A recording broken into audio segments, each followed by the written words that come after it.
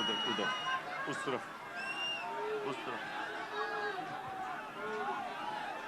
بسم اللہ الرحمن الرحیم ایاک نعبد و ایاک نستعین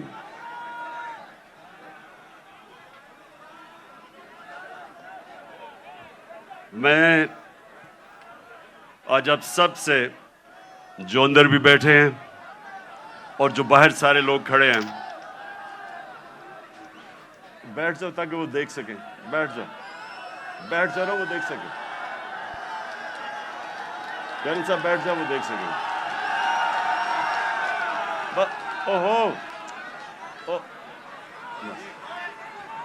تھوڑا پیچھے. اچھا جی, بسم اللہ الرحمن الرحیم. میں یہ چاہتا ہوں کہ آج بڑی خاموشی سے میری بات سنیں تاکہ یہ ایک بڑا مبارک دن ہے, اور جو میں آج آپ کے سامنے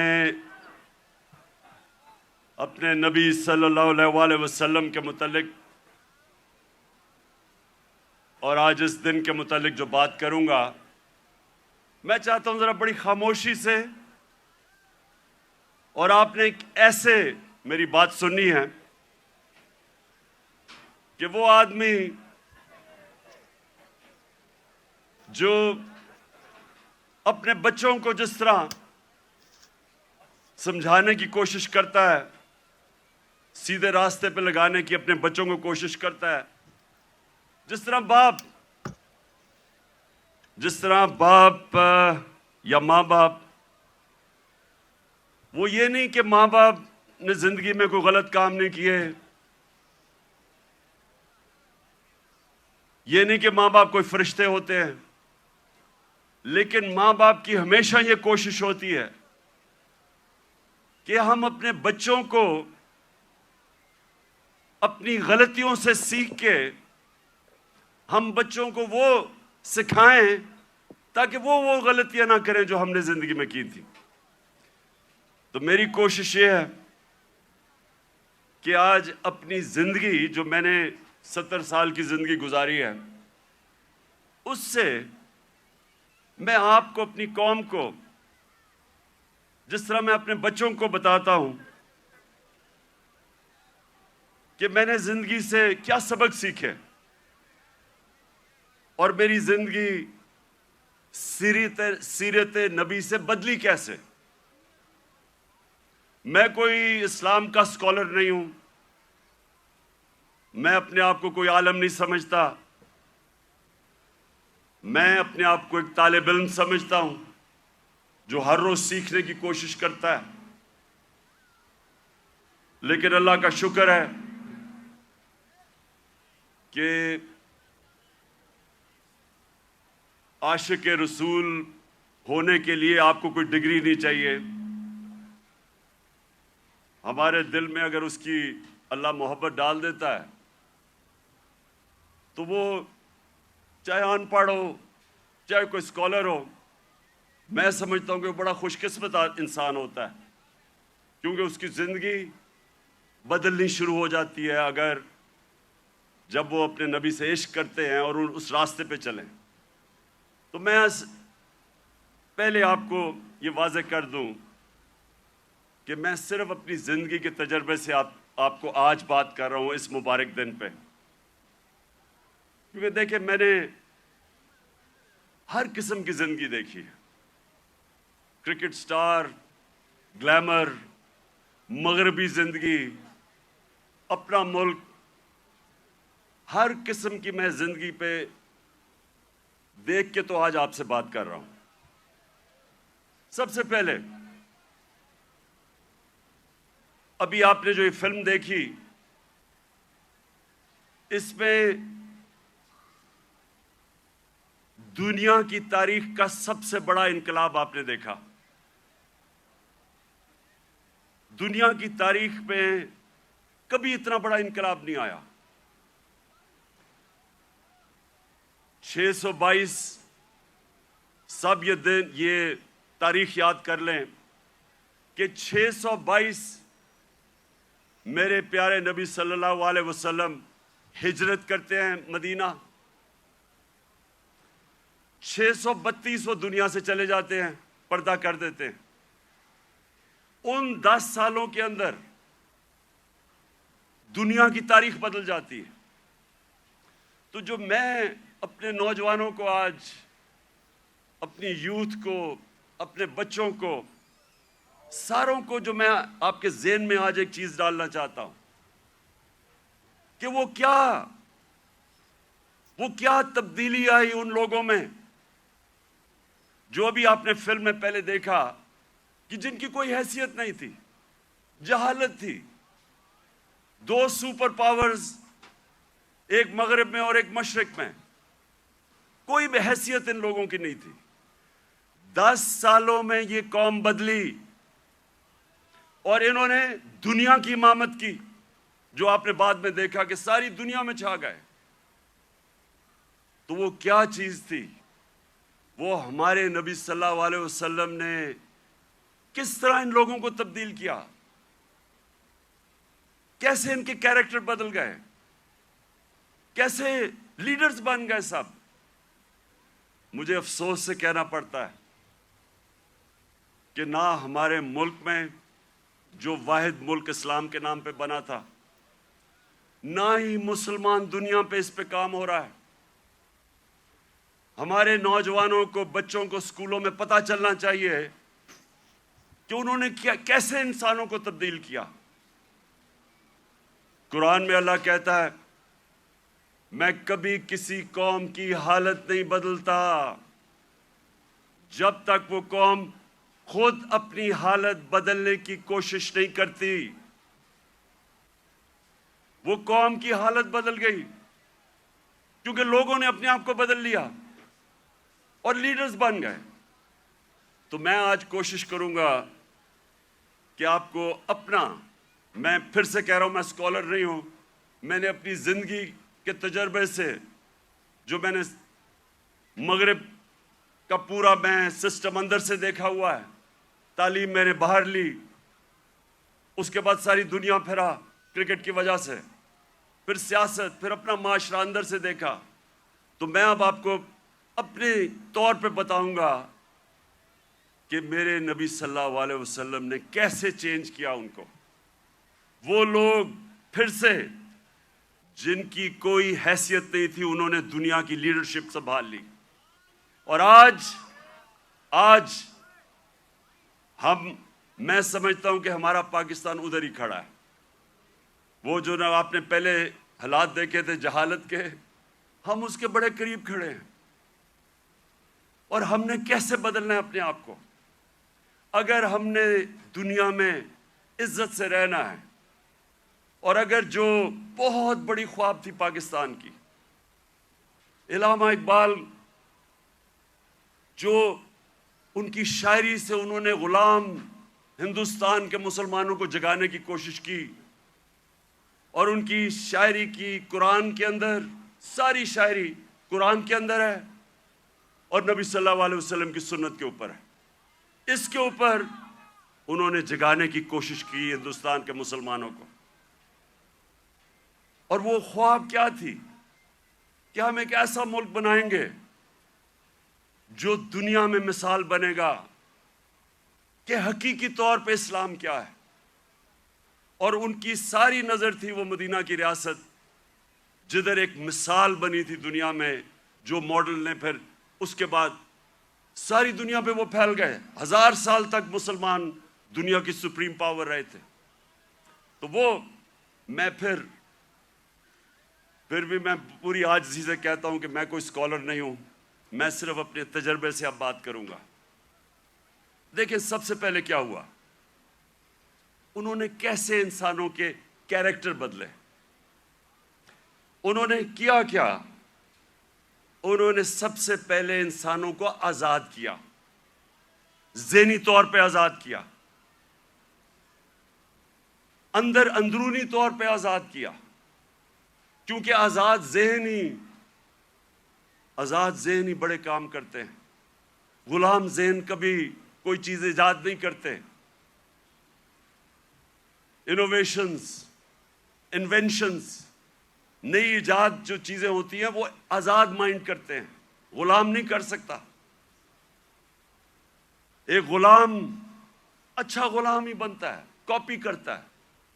آزاد ذہن بڑے کام کرتا ہے، اور اس کی وجہ کئی 100 سال تک سارے دنیا کے ٹاپ سائنٹسٹ مسلمان تھے، اور وہ اس کی بنیاد رکھی گئی مدینہ میں. تو سب سے پہلے انہوں نے کیا کیا؟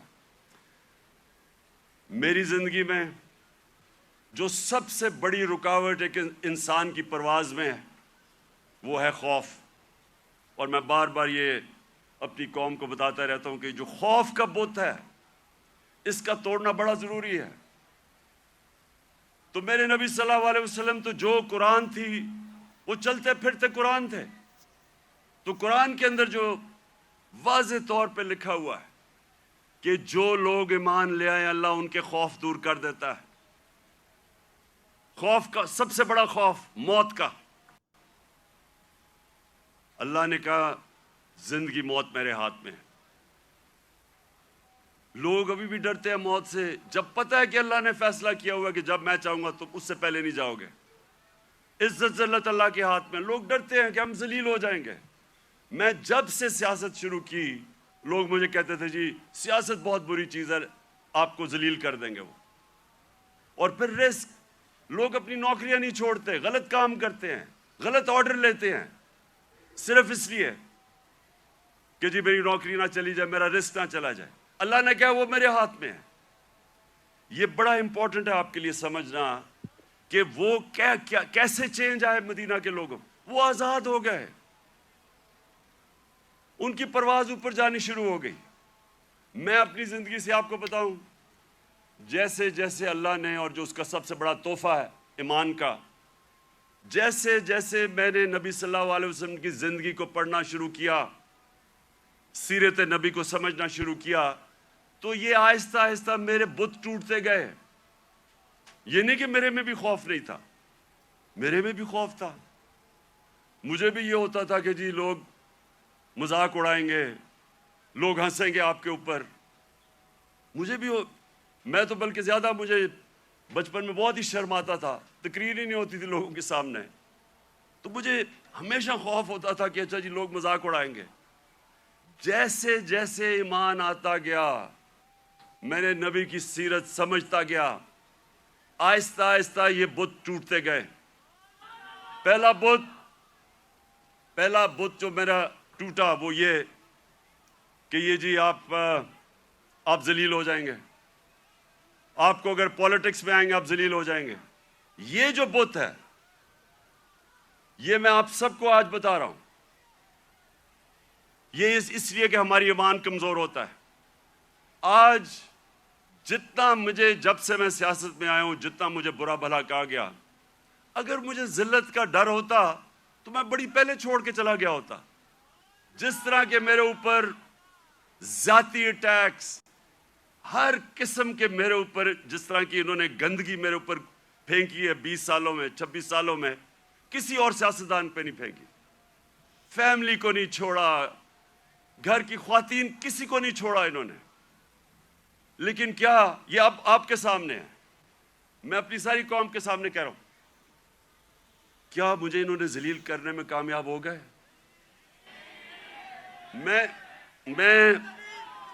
ایک منٹ، میں آپ کو آج سب کو کہہ رہا ہوں، پچھلے 6 مہینے میں جتنی مجھے اللہ نے عزت دیا، مجھے ساری زندگی میں کبھی اتنی عزت نہیں ملی.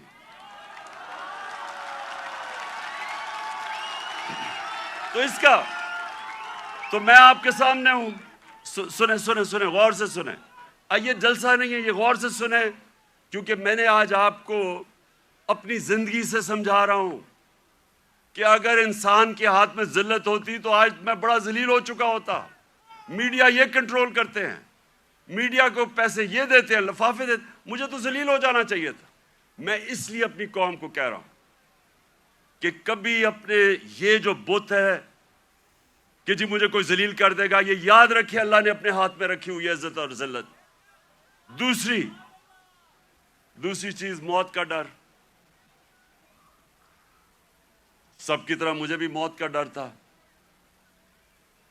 میں جب پالیٹکس میں آیا اس سے پہلے میں نے اس خوف کے اوپر قابو پایا، کیونکہ میرا ایمان جیسے جیسے مضبوط ہوتا گیا میرا یہ خوف جاتا گیا، اور میں جب اس نتیجے پہ آیا کہ جب اللہ کا فیصلہ ہوگا اس سے پہلے مجھے کوئی نہیں لے جا سکتا، تب میں سیاست میں آیا۔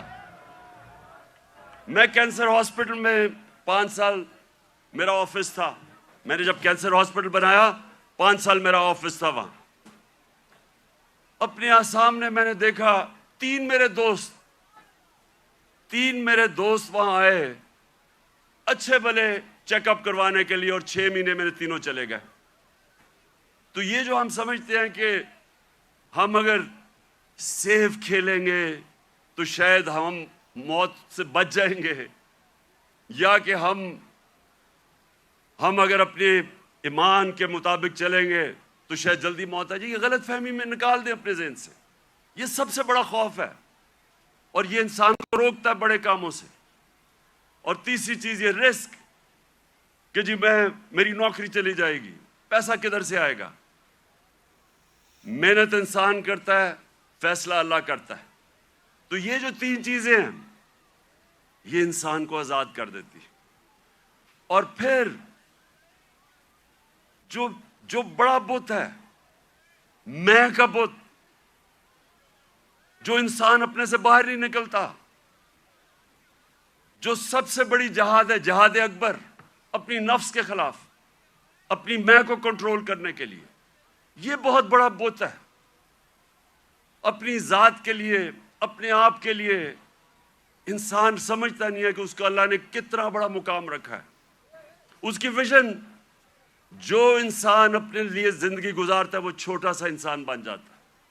جتنا مرضی اللہ اس کو نواز دے، جتنے مرضی پیسے دے دے، علم دے دے، جو اپنی ذات کے لیے زندگی گزارتا ہے وہ آج تک دنیا کی تاریخ میں بڑا انسان نہیں بن سکا۔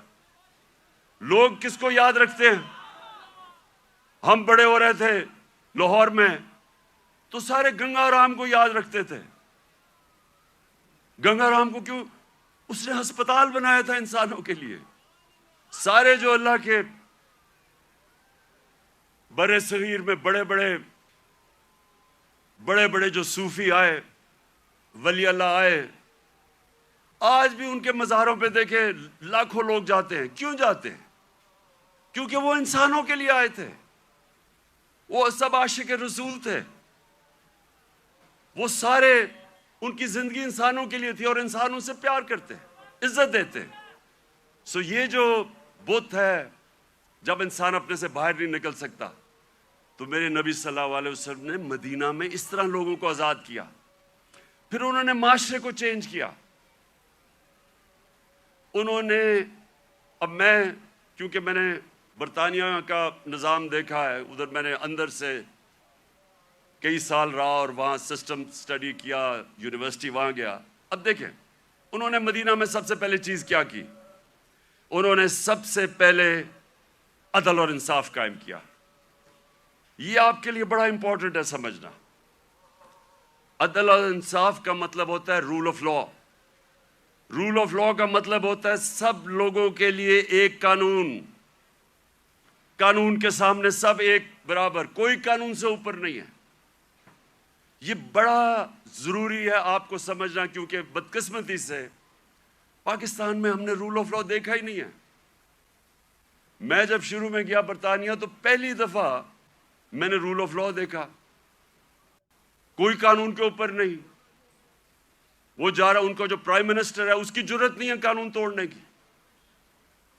ہم نے جب شروع میں دیکھا جو ان کا برطانیہ کا جو شہزادہ تھا پرنس چارلز، اس کو ٹریفک وارڈن نے روک کے فائن کر دیا، وہ سپیڈ کر رہا تھا۔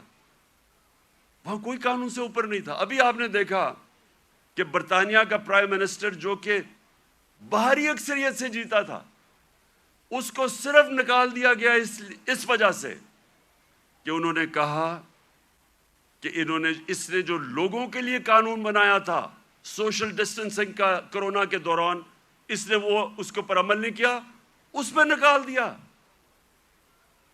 قانون کی بالادستی، اور یہ میرے نبی صلی اللہ علیہ وسلم نے مدینہ میں کہا کہ میری بیٹی بھی اگر جرم کرے گی تو اس کو سزا ملے گی، کوئی قانون سے اوپر نہیں ہے۔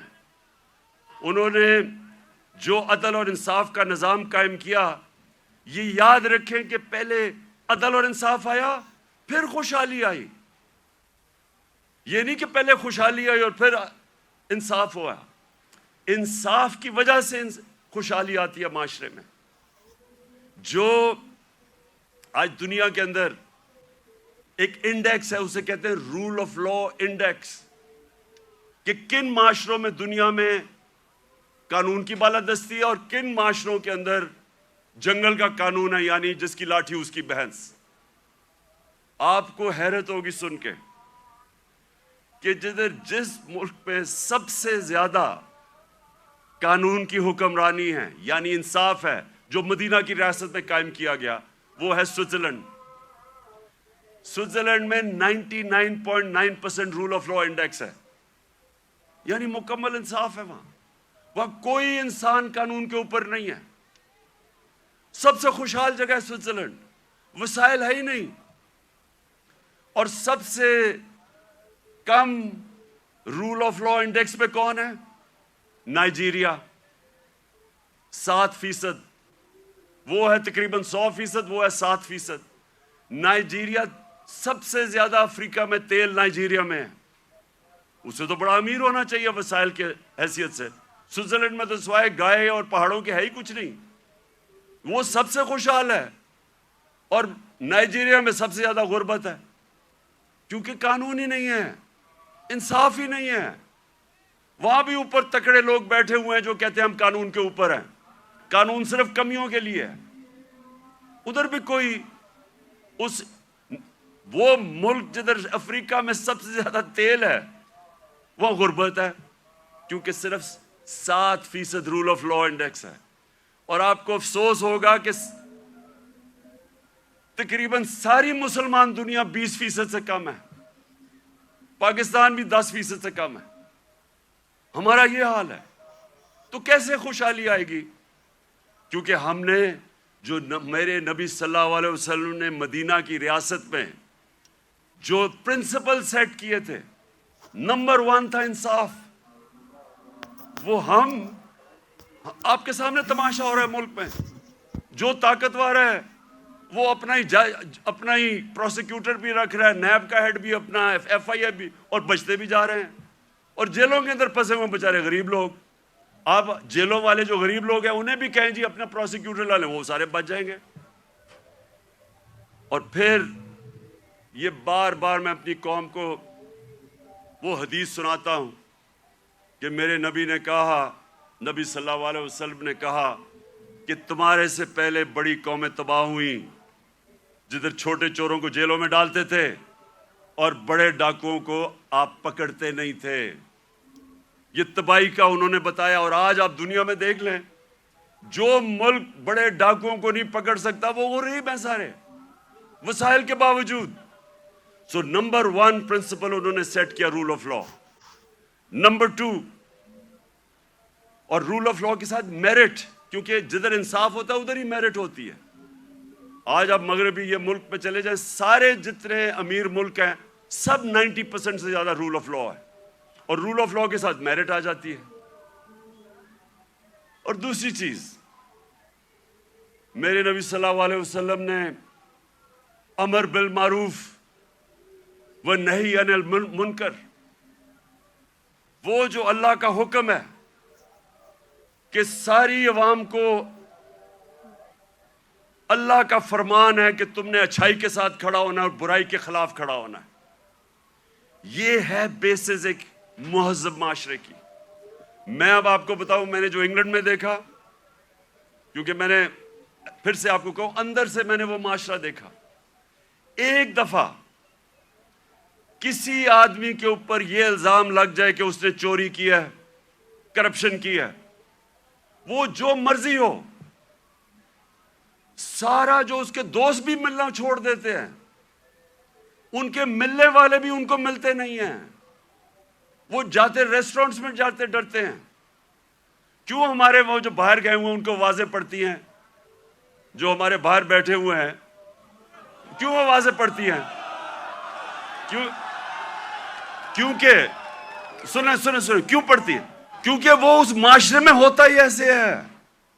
اگر کسی کے اوپر یہ لگ جائے کہ اس نے پبلک کا پیسہ چوری کیا ہے، کرپشن کا مطلب ہوتا ہے پبلک کا پیسہ چوری کرنا، وہ کہیں نکل ہی نہیں سکتا، کیونکہ وہ قوم امر بالمعروف پہ چلتی ہے. میں آپ کو مثال دیتا ہوں. امریکہ کے اندر ایک تھا برنی میڈوف، اربوں ڈالر پتی تھا. ساری سوسائٹی میں سارے بڑے بڑے فلم سٹارز سوسائٹی کے سارے اس کے سے ملتے تھے، تصویریں کھچاتے تھے. امیر ترین امریکہ کا آدمی تھا. اس کے اوپر فلم بھی بنی ہوئی ہے نیٹ فلکس پہ. وہ برنی میڈوف کئی سالوں کے بعد پتا چلا جناب اس نے فراڈ سے پیسہ بنایا تھا. پتا چلا کہ اس نے فراڈ سے پیسہ بنایا تھا. لوگوں کو تو چھوڑے نا کہ لوگ اس سے سارے دنیا بھاگ گئی اور وہ جیل میں چلا گیا. اس کی بیوی نے اس کو طلاق دے دی. اس کے ایک بیٹے نے خودکشی کر لی کہ میں دنیا کے سامنے نہیں جا سکتا. اس کا دوسرا بیٹا گھر کے اندر بند ہو گیا، 2 سال میں بیمار ہو کے مر گیا. کیونکہ ہم پبلک کے سامنے کیسے جائیں گے؟ سنگاپور کے اندر ہمارے ساتھ تقریباً ہماری تھوڑی دیر کے بعد آزاد ہوا تھا. سنگاپور کے پاس ایک ایسا پرائم منسٹر آ گیا، لی کوان یو. اس نے آتے ساتھ ہی قانون کی بالادستی قائم کی. سنگاپور اور پاکستان کا ایک ہی جتنا تھا. ہمارا جو اوسط آمدنی پر کیپٹا انکم ہماری اور سنگاپور کی ملتی تھی، ایک ہی جتنی تھی. آج 60 کی دہائی میں ایماندار پرائم منسٹر آیا، قانون کی بالادستی قائم کی. جیسے ہی آپ قانون کی بالادستی قائم کرتے ہیں کرپشن ختم ہو جاتی ہے. وہ سنگاپور کا ایک منسٹر، اس کا اپنا دوست تھا، وہ پکڑا گیا کرپشن میں. اس دوست کو، وہ پرائم منسٹر کا دوست تھا، جیسے ہی وہ پکڑا گیا اسے پتا تھا کہ میں اب بچ نہیں سکتا، حالانکہ میں پرائم منسٹر کا دوست ہوں. اس نے خودکشی کر لی کہ اب میں معاشرے میں کیسے جاؤں گا، کیونکہ معاشرے میں امر بالمعروف ہے. عوام کھڑی ہو جاتی ہے اچھائی کے ساتھ. وہی سنگاپور. اب یہ سوچے، ہم اور سنگاپور ایک ہی جگہ تھے 60 کی دہائی میں. آج وہ ہمارا کتنا پر کیپٹا انکم ہے، اوسط آمدنی آج پاکستان میرے خیال میں $2,500 ہو گیا، 3,000 مجھے ابھی پورا ایگزیکٹ نہیں پتا. سنگاپور میں $60,000 پر کیپٹا انکم ہے، اوسط آمدنی. تو پہلے انصاف اور اس کے بعد خوشحالی اور معاشرے کی ذمہ داری ڈال دی میرے نبی صلی اللہ علیہ وسلم نے امر بالمعروف پہ. تیسری چیز، انہوں نے اپنے معاشرے کے اندر مدینہ کی ریاست میں کیا کیا؟ تعلیم کی ایمرجنسی لگا دی. جنگ بدر کے بعد جو قیدی مکہ کے قیدی تھے ان کو واپس کے پیسے لے سکتے تھے، کیونکہ مسلمان تو غریب تھے تب. بلکہ جنگ بدر میں نے اتنا بھی پڑھ رہا تھا کہ کئی لوگوں کے پاس تلواریں بھی نہیں تھے، ڈنڈوں سے لڑے ہیں. تو وہ تو قیدیوں کو واپس کر کے پیسے لے سکتے تھے، ہتھیار خرید سکتے تھے. دنیا کے عظیم لیڈر نے کہا نہیں، جو 10 مسلمانوں کو پڑھا لکھا دے گا اس کو ہم آزاد کر دیں گے. تعلیم کے اوپر زور دیا. چائنا بھی جانا پڑے تعلیم حاصل کرنے کے لیے تو جاؤ. جب سے تم پیدا ہوتے ہو اور جب تک قبر میں نہیں جاتے علم حاصل کرو. اس لیے صدیوں تک ٹاپ سائنسدان مسلمان تھے. تعلیم کے بغیر معاشرہ اوپر نہیں جاتا. اور ہمارا اب پھر سے حال دیکھ لیں، کتنا زور لگایا تعلیم. کتنا شرم کی بات ہے کہ 75 سال انڈیپینڈنس پہلی دفعہ ہم نے کوشش کی تھی کہ کم از کم تعلیم کا نظام میں انصاف کریں. نہیں تو امیر کے لیے تھوڑے سے 8 لاکھ امیروں کے لیے انگلش میڈیم، باقیوں کے لیے اردو میڈیم. وہ بیچارے پڑھ کے بھی اوپر نہیں آ سکتے تھے. ایک تعلیمی نظام جو غریب کو غریب کرتا تھا، جو ملک میں नाइंसाफी फैलाता था। वो हमने कोशिश की, पता नहीं अब इस हुकूमत ने वो ख़त्म कर दिया होगा कि एक ही निसाब 5 क्लास तक और ऊपर तक लेके जा रहे थे। लेकिन तालीम,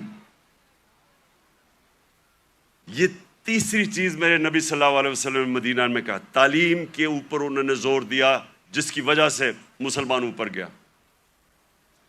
और फिर फलाही रियासत, इंसानियत का निज़ाम, दुनिया की तारीख में पहली दफ़ा उन्होंने एक फलाही रियासत बनाई। और यकीन करें, मुझे पता ही नहीं था फलाही रियासत क्या होती है जब तक मैं बरतानिया नहीं गया।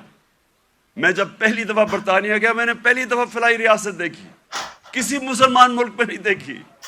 जो उन्होंने मदीना की रियासत में पहली दफ़ा इंसानियत का निज़ाम लेके आए थे कि कोई कमज़ोर आदमी, उसकी रियासत ने जिम्मेदारी ली थी। गरीबों की, आप हैरान होंगे कि जो पेंशन्स थी, बूढ़ों की भी जिम्मेदारी पहली दफा दुनिया की तारीख में मदीना की रियासत में ली थी। यतीमों की, माजूरों की, बेवाओं की, ऐसा निज़ाम कभी पहले नहीं आया था। तो स्टेट ने इंसानियत का निज़ाम लेके आया। और मुझे अफसोस से कहना पड़ता है कि आज आप यूरोप चले जाएं, मैंने स्कैंडिनेविया, जो बेहतरीन, मैं समझता हूं कि उस निज़ाम के करीब मदीना के रियाज जो मैंने देखा है, वो डेनमार्क, स्वीडन, नॉर्वे। आप वहाँ देखें, आप अपने पाकिस्तानी रहते हैं वहाँ, उनसे पूछे तो सही कि इंसानियत क्या होती है। मैं बार बार कहता हूँ, अपने जानवरों का हमारे से बेहतर ध्यान रखते हैं। वो हजरत उमर का कौल था कि अगर कुत्ता भी भूखा मरे मेरी रियासत में तो मैं जिम्मेदार हूं। आज उधर आप देख लें, उनका RSPC है, कुत्ते आपको सड़कों पे नहीं नजर आएंगे, वो उनको होम्स देते हैं, उनको खिलाते हैं, पिलाते हैं। यानी वो जो हमने दुनिया में शुरू किया था, जो मेरे नबी सल्लल्लाहु अलैहि वसल्लम ने इंसानियत का निज़ाम दुनिया में शुरू किया था, वो आज उन मुल्कों में मिल रहे हैं जो मुसलमान नहीं है। और ये याद रखें, ये कभी नहीं हमें भूलना चाहिए कि अल्लाह ने खिताब मेरे नबी सल्लल्लाहु अलैहि वसल्लम को रहमतुल लिल आलमीन का था। सब इंसानों के लिए रहमत बन के आए थे, जिस तरह मेरा रब रब्बुल आलमीन है। इसका क्या मतलब है? सबसे पहले तो जो मिसाक मदीना था, इंसानों को इकट्ठा किया गया। जो मिसाक मदीना चार्टर, मदीना का जो चार्टर था, जो पहली कॉन्स्टिट्यूशन थी, बल्कि दुनिया में कहते हैं कि दुनिया में पहली कॉन्स्टिट्यूशन थी, उसमें इंसानों को इकट्ठा किया गया। वहां ईसाई थे, वहां मसीह बरादरी थी, वहां यहूदी थे, उन सबको इकट्ठा किया गया। इंसानों को तकसीम नहीं किया गया, इकट्ठा किया गया। तो ये लीडर की निशानी होती है कि लोगों को, इंसानों को इकट्ठा करता है, तकसीम नहीं करता। लेकिन इसका एक और भी मतलब है कि जो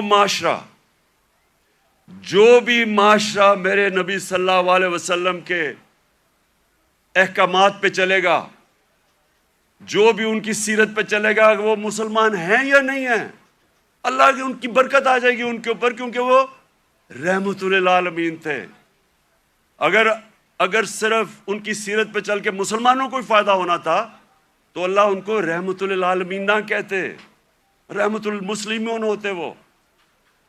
तो इसलिए आज अगर आप देखते हैं मुल्कों की खुशहाली, आप देखें कि कितनी तौर पे वो मेरे नबी सल्लल्लाहु अलैहि वसल्लम की सीरत पे चल रहे हैं। आपको हैरान होंगे कि जब हमने भी शुरू में पढ़ा, हम भी हैरान हुए। मैंने बहुत पहले पढ़ा, मोहम्मद अब्दू बड़ा स्कॉलर थे, बहुत बड़े आलिम थे इस्लाम के। वो जब पहली दफ़ा यूरोप कोई 125 साल पहले गए और मिस्र से गए, तो जब वो मिस्र वापस आए, उन्होंने क्या कहा? उन्होंने कहा, मैं यूरोप गया था, वहां मुसलमान तो नहीं नजर आए, लेकिन बड़ा इस्लाम नजर आया। और जब वापस मिस्र आए तो कहते मुसलमान तो बहुत है, इस्लाम बहुत कम नजर आ रहा है। तो हम पाकिस्तानी जिधर आज खड़े हैं, हमारे पास एक रास्ता है। और मैं इसलिए आज मैं चाहता हूं कि इस मुबारक दिन ہم عشق کرتے اپنے نبی صلی اللہ علیہ وسلم سے، لیکن ہم انہوں نے جو ان کی سیرت پہ عمل نہیں کرتے، اور اس کی وجہ سے ہمارے حالات اچھے نہیں ہیں۔ اور میرا یہ ایمان ہے کہ جب تک ہم وہ جو انہوں نے راستہ بتایا اس پہ نہیں چلیں گے، ہمیں عزت نہیں ملنے لگی۔ پرائم منسٹر باہر جاتا ہے اور بھیک مانگ رہا ہوتا ہے، جی مجھے پیسے دے دو نہیں تو ہمارا ملک تباہ ہو جائے گا۔ سب 22 کروڑ لوگوں کے لیے، ہم سب کے لیے شرمناک ہے کہ وہ ملک جس کا نعرہ تھا پاکستان کا مطلب کیا، لا الہ الا اللہ، یہ بڑا نعرہ ہے، یہ دعویٰ ہے بہت بڑا، یہ اللہ سے وعدہ ہے کہ اللہ تیرے سوا کوئی خدا نہیں ہے۔ وہ آج ایسے پھر رہا ہے دنیا میں، کوئی آتا ہے گورے رنگ کا، کوئی باہر سے آ جاتا ہے، سارے گر جاتے ہیں اس کے سامنے۔ نہ عزت ہے، نہ آزادی ہے۔ جو حکم ملتا ہے کہ اچھا جی روس سے تیل نہیں لینا، ہم نہیں لیتے کیونکہ حکم آیا باہر سے۔ تو میرے پاکستانیوں، ہمیں آج اس مبارک دن پہ اپنے ریفلیکٹ کرنا ہے، غور اور فکر کرنا ہے کہ ہم نے کیسے اس قوم کو اس قوم ادھر پہنچانا ہے جس کے لیے یہ ملک بنا تھا۔ یہ ملک اس لیے نہیں بنا تھا کہ تھوڑے سے لوگ، 1% لوگ امیر ہو جائیں اور پیسے بنائیں اور قانون کے اوپر چلے جائیں اور باقی لوگ ان کی غلامی کریں، اس لیے نہیں ملک بنا تھا۔ ملک بنا تھا، ایک بڑا خواب تھا کہ ہم ان پرنسپلز پہ چلیں گے، اور دنیا کی تاریخ شاہد ہے کہ وہ 10 سالوں کے اندر، 10 سال، زیادہ دیر نہیں، 10 سالوں کے اندر وہ قوم کھڑی ہو گئی تھی۔ پہلے 4-5 سال تو مشکل سے، پہلے 4-5 سال تو امہ سروائیو کر رہی تھی بڑی مشکلوں سے، کبھی جنگ احد، پھر جنگ خندق، بڑی مشکلوں سے امہ نے اپنے آپ کو بچایا، قربانیاں دے کے اپنے آپ کو بچایا۔ اس کے بعد وہ پھر ان کا عروج شروع ہوا۔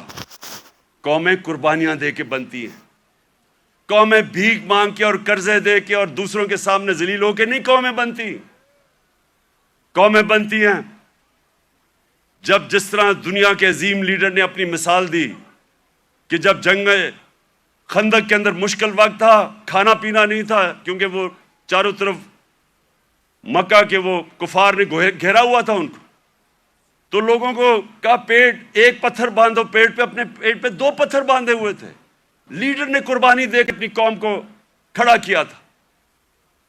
اور یہ وہ قوم اللہ نے جس کو ہر قسم کی نعمتیں بخشی ہمیں، 12 موسم، ہر قسم کی، یہاں آپ کو اندازہ ہی نہیں ہے۔ میں تو 3.5 سال میں اقتدار میں پتہ چلا کہ اللہ نے کیا دیا ہے۔ لیکن ہمیں کیریکٹر چاہیے، ایک کیریکٹر چاہیے ایک بڑی قوم بننے کے لیے، جو ہمارے نبی صلی اللہ علیہ وسلم نے ان کو آزاد کیا تھا، ان کا کیریکٹر اٹھایا تھا۔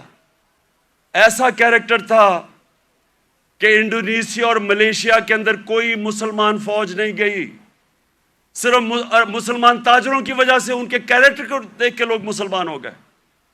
حضرت معین الدین چشتی جب راجپوتانہ میں آئے تو وہاں تو کوئی مسلمان ہی نہیں تھا، راجپوتانہ میں تو کوئی مسلمان نہیں تھا۔ جب وہ گئے تو لاکھوں لوگ ان کے جنازے پہ آئے۔ کیریکٹر سے انہوں نے بدلا۔ جو ساری جو 10 سال تھے، 622 اور 632، ٹوٹل لوگ کہتے ہیں جی تلوار سے اسلام پھیلا۔ جو ٹوٹل جو مسلمان اور جن کا مقابلہ تھا مخالف، جو ٹوٹل لوگ جنگوں میں مرے تھے وہ 1200-1300 تھے۔ 1200-1300 10 سال میں لوگ جنگوں میں مرے تھے۔ فکری انقلاب تھا، ذہن بدل گئے تھے، اور ذہنوں نے انسان کو بڑا انسان بنایا تھا، آزاد ذہنوں نے۔ تو آج میں اس لیے یہ بڑا مبارک دن ہے کہ ہم سب کو آج اپنے ملک کو اٹھانے کے لیے اپنا کیریکٹر غور کرنا چاہیے کہ ہم اپنے آپ کو کیسے بدل سکتے ہیں. نبی کی سیرت پہ چلیں. میں نے رحمت اللہ عالمین اتھارٹی بنائی. مقصد اس کا کیا تھا کہ ہمارے بچوں کو سیرت نبی سے ان کا کیریکٹر مضبوط کریں. یونیورسٹی کالجز کے اندر ڈیبیٹس ہوں, سارے ڈسکس کریں. ہمارے انٹلیکٹ ہماری جو اسکالرز ہیں وہ ڈسکس کریں کہ اللہ نے کیوں ہمیں حکم دیا ہوا ہے کہ نبی کی سنت پہ چلو ہماری بہتری کے لیے, اور وہ کیا انہوں نے قدم کیا کہہ رہے, کیسے چینجز کیے. ایک ایسے اتنی دنیا میں اتنے تھوڑے وقت, دنیا کی تاریخ میں اتنے تھوڑے وقت کبھی اتنے گریٹ لوگ نہیں آئے. ہر انسان کوئی نہ کچھ بن گیا. اگر یہ مغرب میں ہوتے آج یہ فنومنا, تو ایک کے اوپر کتابیں لکھی جا رہی ہوتی. حضرت خالد بن ولید پہ کتابیں لکھی جا رہی ہوتی, ان کے اوپر ریسرچ ہوتی کہ وہ کیا تھا, کبھی وہ جنگ ہی نہیں ہارے, اور ہر کوئی جنرل بن گیا. حضرت بلال 2 کیمپینز میں وہ لیڈ کر کے گئے, ایک غلام ایک جنرل بن گیا. اس کے اوپر کبھی کام نہیں کیا, ہمارے اسکالرز نے نہیں کام کیا. رحمت اللہ عالمین اتھارٹی کا مطلب ہی یہ تھا کہ اسکالرشپ آئے اور وہ کام کرے اس پہ, تاکہ اپنے یوتھ کو تو بتائے. کیونکہ اگر آپ نہیں بتائیں گے, ان کے اوپر تو مغربی کلچر کی جلغار ہوئی ہے. موبائل فون سے بچوں کو وہ مٹیریل مل رہا ہے جو انسانی تاریخ میں نہیں بچے اب کو ملا. تو جب تک آپ ان کو سیرت نبی سے ان کو مضبوط نہیں کریں گے, وہ کیسے, یہ جو اتنا آنسلاٹ ہے ایک وہ کلچر کا جو بالکل مختلف ہے ہمارے دین سے, ہماری تاریخ سے, ہمارے کلچر سے, وہ کیسے مقابلہ کریں گے ان کو جب تک ان کو آپ مضبوط نہیں کریں گے. وہاں تو جو کلچر آ رہا ہے ٹیلی فون سے, میں ابھی آپ کو بتا دیتا ہوں, وہ یہ کہہ رہا ہے کیونکہ ٹیکنالوجیکلی وہ اتنے آگے نکل گئے ہیں, اس کا مطلب ہر چیز میں وہ آگے ہیں, اس کا مطلب ہمارا دین بھی آؤٹ ڈیٹ ہو چکا ہے, ہمارا کلچر بھی آؤٹ ڈیٹ ہو چکا ہے. تو بیچارے ان کو کاپی کرنا شروع کر دیتے ہیں بچے, اور غلطی ہماری ہے کیونکہ ہم ان کو بتا ہی نہیں سکے کہ دوسرا ہمارا ہے کیا, جو علامہ اقبال کوشش کرتے رہے. تو یہ رحمت اللہ عالمین اتھارٹی کا مقصد ہی یہ تھا کہ ہم ابھی سے اپنے بچے, کالج اسٹوڈنٹس, یوتھ, ان کو تیار کریں کہ 21ویں صدی میں آپ نے کیسے آپ نے فیس کرنا ہے دنیا کو. ماں خاص طور پہ ماؤں کے اوپر جو اب پریشر ہے, مجھے تو پتہ ہے کیا پریشر پڑا ہوا ہے یہ موبائل فون کی وجہ سے, جو بچوں کے لیے اب آ گیا.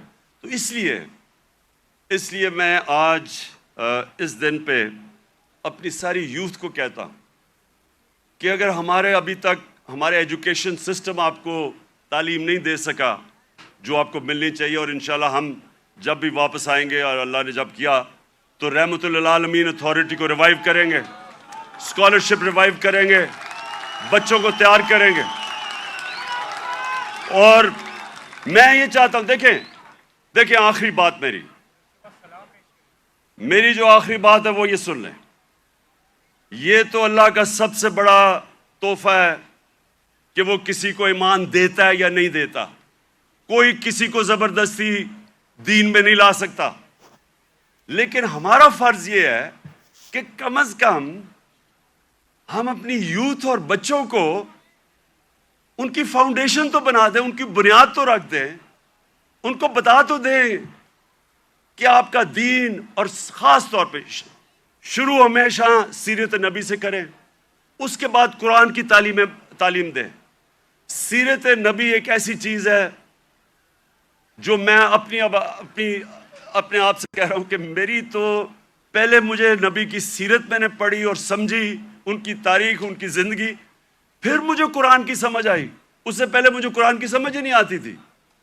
تو جب تک مجھے سیرت نہیں پڑھی پھر مجھے سمجھ آنی شروع ہوئی.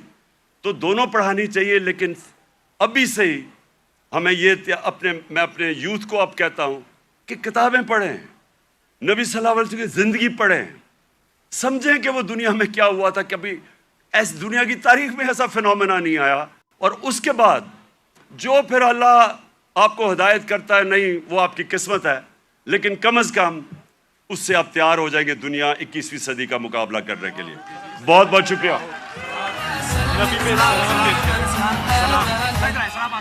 سلام سلام.